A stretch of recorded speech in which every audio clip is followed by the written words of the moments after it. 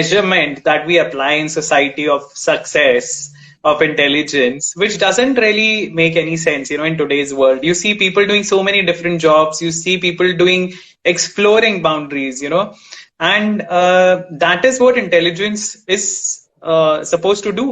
You're not supposed to mug up formulae and regurgitate them out in an examination hall. That is not intelligence. That is just memory. You have a good memory of retention. Your retention power is great, but intelligence is how do you apply that knowledge. So that intelligence you can show anywhere. It could be in a creative field, it could be in real life situations where you are dealing with a problem, and how do you tackle that problem. So intelligence, that is the true measure of intelligence rather than examinations. But again, since you had asked about the scriptures, and I would also like to mention here a small example of Kalidas, related to this. So Kalidas, everybody would have heard the name of Kalidas, right? And I hope at least people would have heard the name of Kalidas. He was a very famous ancient Sanskrit writer, author, and he has written amazing books. He is compared to Shakespeare in India. He's compared to Shakespeare, but in my personal opinion, he was way better than Shakespeare. His command on language, the descriptions that he has in his works, they are mind-blowing. It's just unfortunate that today we can't read Sanskrit. Most of us can't read Sanskrit, so we do not appreciate the beauty of his work. But even the translations are so beautiful. And this man, Kalidas, who's the sort of the pinnacle of ancient Indian writing, he was once considered a fool. He was considered foolish. He was considered a dunce. And he was so dumb. He was cutting the branch of the tree on which he was sitting. So he went to gather wood, and then he was sitting on the branch and he was trying to cut the same branch to get wood, which of course it resulted in his crashing down on the ground, along with the branch. So according to the stories, he was that dumb. And so very interestingly, he somebody saw that, oh, this guy is very dumb. There was a princess in that kingdom who was very proud of her wit and her wisdom and her intelligence. And she had told her father that she would marry only someone who was more brilliant than her. Okay. And there was somebody in the council of ministers who wanted her to marry their son.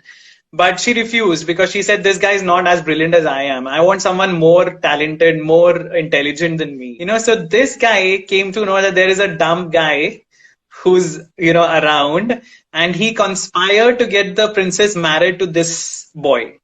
Okay, Kalidas. And after the marriage, the princess realized that, oh my God, my husband is completely opposite from what I wanted him to be, right?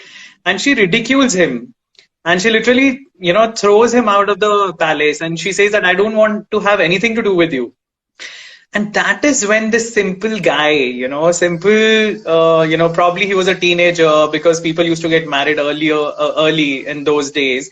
But, simple guy who's suddenly shown a completely different side of life. He was living in a fool's paradise earlier.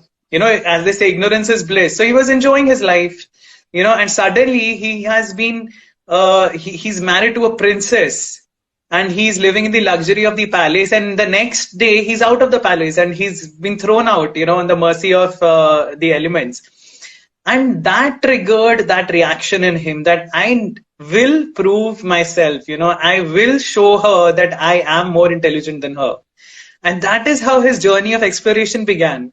And how did he do it? Not by giving some exams, not by getting an MBA degree. He actually went out in the world. He explored the world. He got, and the story says that he saw a washerwoman near the river, and she was, beating the clothes with a smooth stone. And he realized that the rocks that were lying around, they were rough.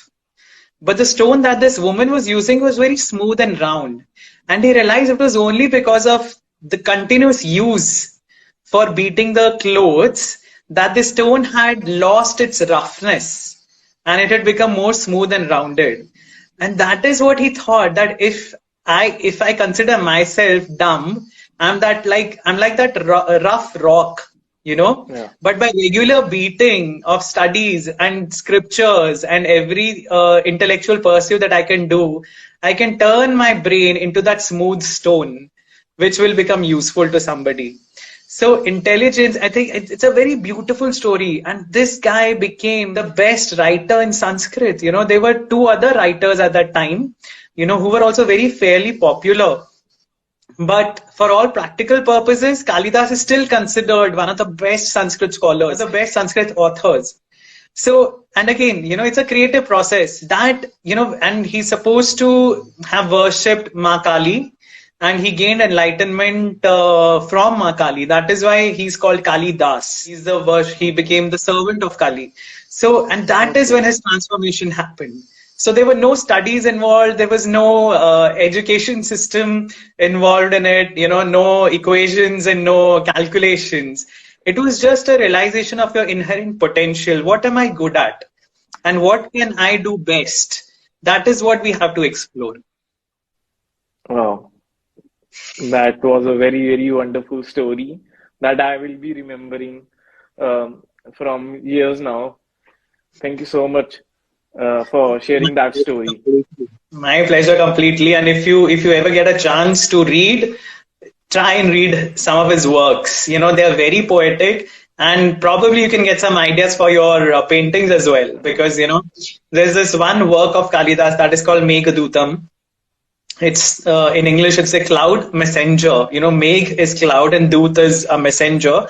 So, and it's a very beautiful description where, you know, he's talking about a character who's a yaksha. So yaksha is a spirit. It's a guardian spirit, and there's a yaksh who's been you know, thrown out of his city by Kuber, who's the leader of the yakshas.